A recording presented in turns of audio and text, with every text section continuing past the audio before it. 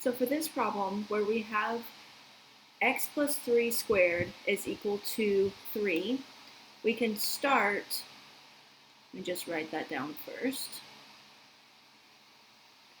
When we have something with a variable in it that's squared equal to a number, we can first start by taking the square root of both sides to get rid of the square. And this is only when we have only something and the whole thing is squared on one side. That square root will cancel out the square and leave us with just x plus 3 on the left-hand side.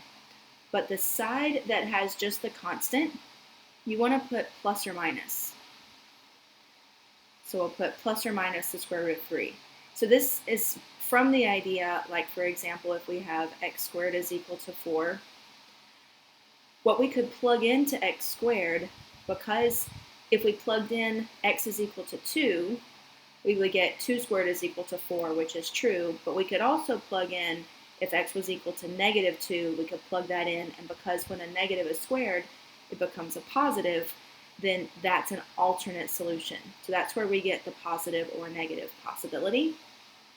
And then the final step would be to get the x by itself. We need to move this plus 3 to the other side, and we can do that by subtracting 3 on both sides.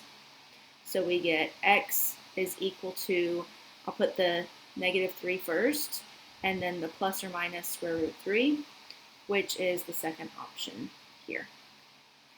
So I hope this video was helpful for you. If it was, please like the video and share with anybody you think might find this information useful.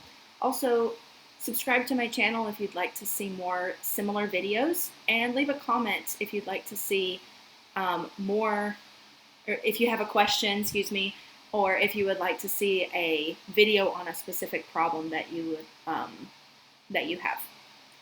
Thanks for watching.